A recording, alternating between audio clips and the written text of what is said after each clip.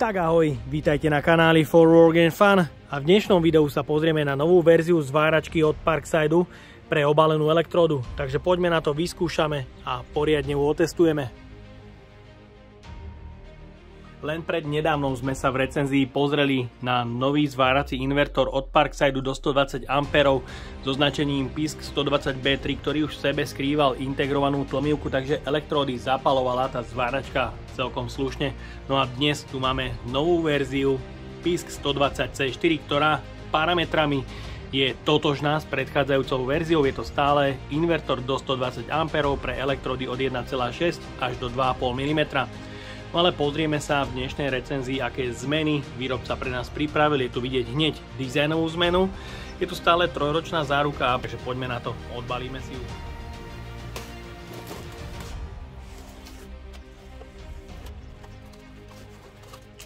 V balení nájdeme 5 rutilových elektród s priemerom od 1,6 až do 2,5 mm. Ďalej je tu popruh pre zavesenie zváračky cez pleco. Máme tu kliešte pre uzemnenie, tie kliešte sú plechové, skôr vhodné pre štartovanie auta. Kábel je dlhý 2 m s prierezom 1x10 mm. Podľa hmotnosti ide o hliníkové káble, ktoré sú len pomedené. Je tu šteker 1016. Ďalej je v balení ochranný štít zraku,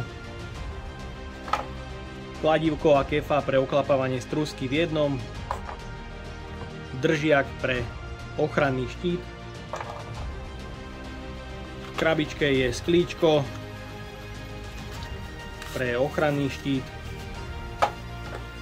máme tu užívateľský manuál, ďalej sú v balení kliešte pre držanie obalovanej elektródy. Tie kliešte sú samozrejme trošku slabšie, ale kábel je dlhý 2 m s prierezom 1x10 mm, jedná sa o pomedený hliník a máme tu šteker 1016. No, v balení je taktiež miniatúrna invertorová zváračka so sieťovým káblom. Rovnako ako predchodca je malých a veľmi kompaktných rozmerov, jej hmotnosť aj so sieťovým káblom je niekde cez 3 kg. Je teda oproti predchodcovi o niečo hmotnostne ťažšia, ale je tu niekoľko dizajnových zmien. Môžete vidieť, chýba tu nálepka, ale je tu už prelisované logo Parkside. Rovnako z čelnej strany plastový kryt, ktorý na sebe má otvory pre montáž popruhu pre zavesenie cez pleco. Stále mi na týchto zváračkách ale chýba jedno pevné madlo pre jednoduchý transport. Z boku máme taktiež prieduch odvetrania.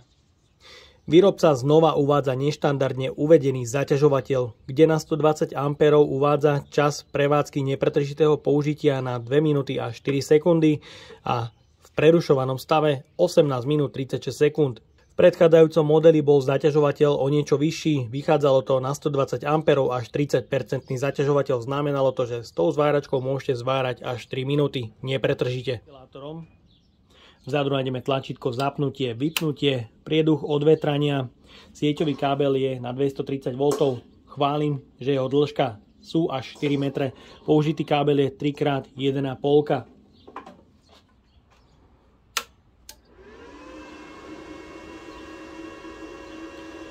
Hlučnosť zváračky je niekde okolo 68 dB.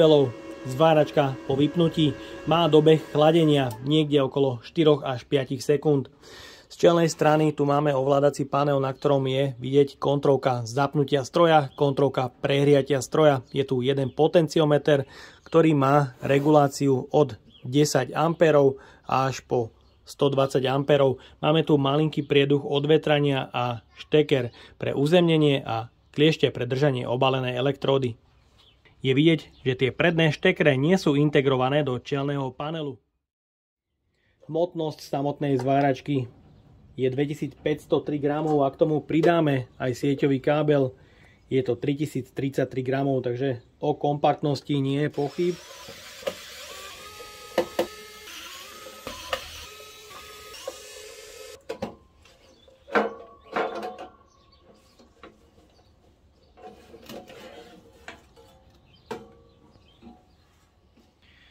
Zváračka znútra hneď na prvý pohľad vyzerá poriadne osekaná. Máme tu oveľa menšiu plošnú dosku, na ktorej sú osadené dva kondenzátory. Sú rovnakej kapacity 470 mikrofaradov. Máme tu vstupné trafo, pasívy, pod ktorými sú tranzistory. Tie pasívy sú znova zmenšené. Nevidím tu žiadnu výstupnú tlmivku. Ak sa vyznáš poriadne do týchto komponentov, kľudne napíš dole do komentára, či tá zváračka je zlepšená alebo zhoršená. Z druhej strany plošná doska je zmenšená takmer na polovicu a je zalakovaná. Začíname s zapálením oblúku na bazickej a rutilovej elektróde o priemere 2,5 mm na rovnakom nastavení. Takže vyskúšame rutilovú elektródu na 10 A. Nejaký náznak zapaľovania tam je vidieť.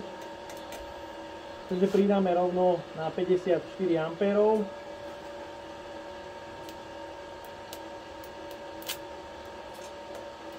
Stále to nezapaľuje oblúk a už by mohlo. Nastavíme 76 A.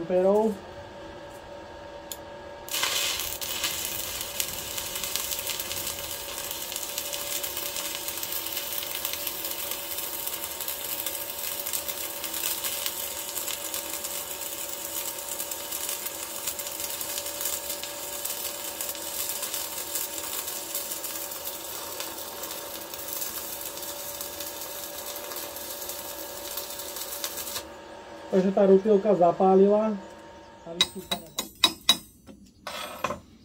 Takže máme tu veľmi pekne rozliatú 2,5 mm elektródu. Je to rutilka, ktorá zapálila veľmi pekne na 76 A. Ďalej pokračujeme bazickou elektródou rovnako na 10 A. Rovnako vidieť snahu o zapálenie, ale oblúk to nezapáli samozrejme. Nastavíme 54 A.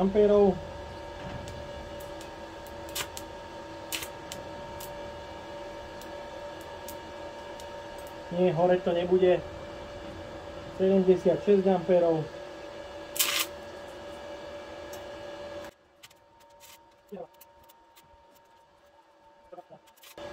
Zasíňa to. Jednoducho musím pridať.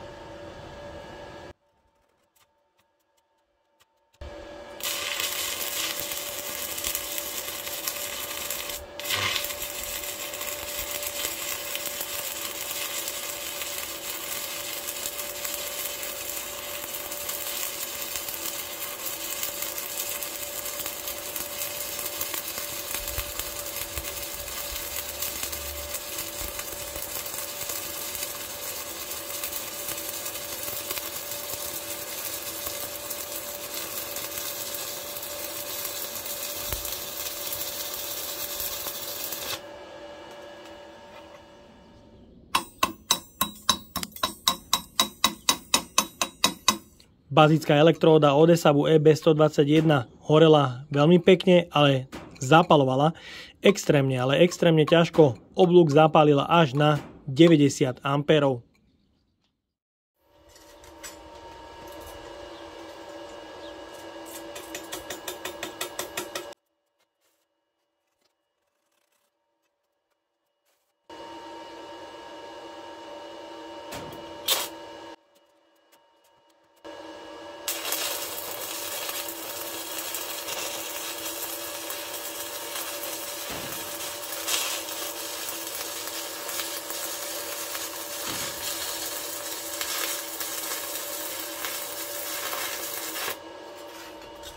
A teraz na 54 A vyskúšame pultový zvar s rutilovou elektródou.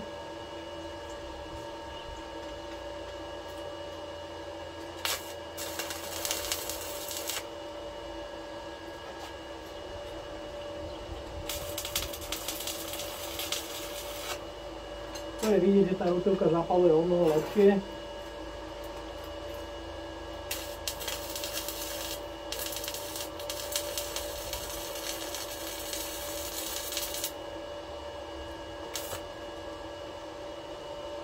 Trošku pridáme.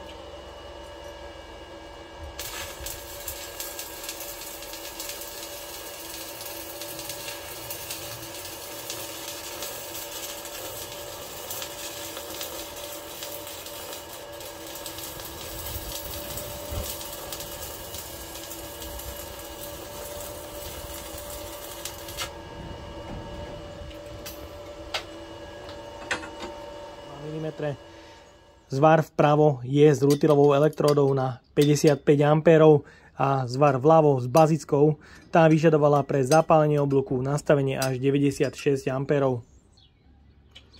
Na rutilovej elektróde je vidieť, že ten zvar mohol byť celkom pekný až do konca, kde som sa už troška uponáhľal, ale na tej bazickej elektróde je vidieť, že to na ten zváraný materiál nastavenie 90 A už bolo extrémne veľa a je vidieť množstvo prepálených miest.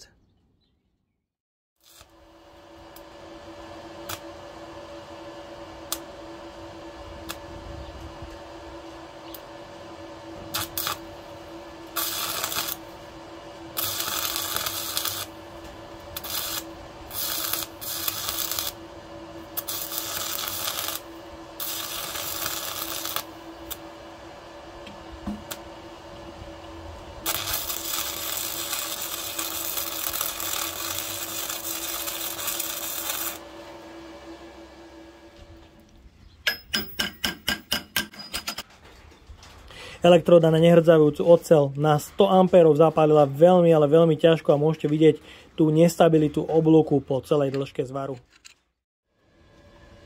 Teraz vyskúšame zdroj nastaviť na 120 A a páliť jednu elektródu za druhou.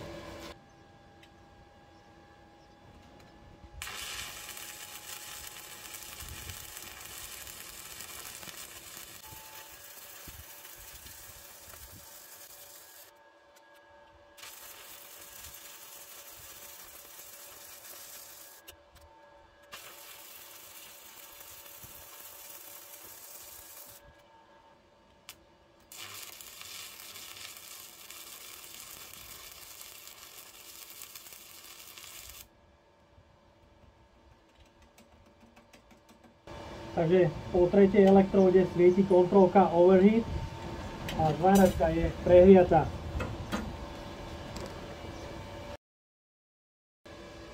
Zvárací čas niekde okolo 3 minút, ale v dielni je len 20 stupňov.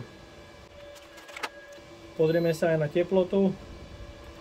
Tak teplota v týchto miestach je niekde okolo 36 stupňov, čo nie je veľa. Pozrieme sa na bočný kryt. Ten tiež nie je prehriatý. Ani vzadu nie je cítiť nejaké extrémne teplo, ale zváračka už je prehriatá. Informuje o tom kontrolka.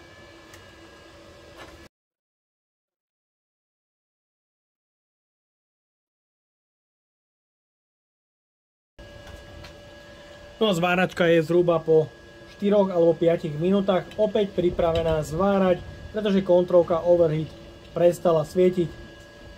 Vyskúšame, či bude zvárať.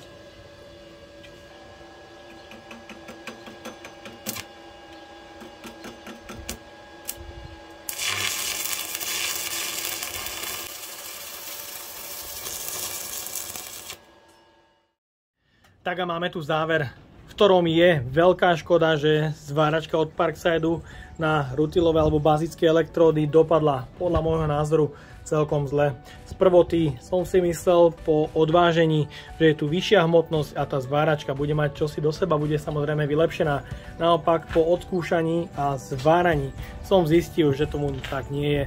V dnešnej verzii je dosť veľký problém zapaľovať bazické elektródy. S rutilovými elektródami naopak ale zvára, myslím, že veľmi pekne zapaluje už od 50 A, čo je fajn.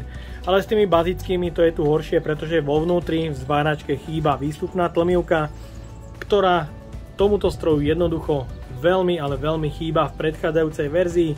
Tá zváračka zapalovala oblúk naozaj veľmi pekne, stabilne, rýchlo aj s bazickými elektródami od 50 A. To sa tu v tejto zváračke novej verzii nedeje a je to veľká, ale veľká škoda. No a ja dúfam, že sa vám dnešné video páčilo. Ak by ste ma aj vy chceli podporiť finančným príspevkom, dole do popisu vkladám link na PayPal Donate. No a odo mňa je to na dnes všetko. Ak sa vám toto video páčilo, daj like, potvrď odber a zvonček, aby ti už neušlo ďalšie video. Ahoj.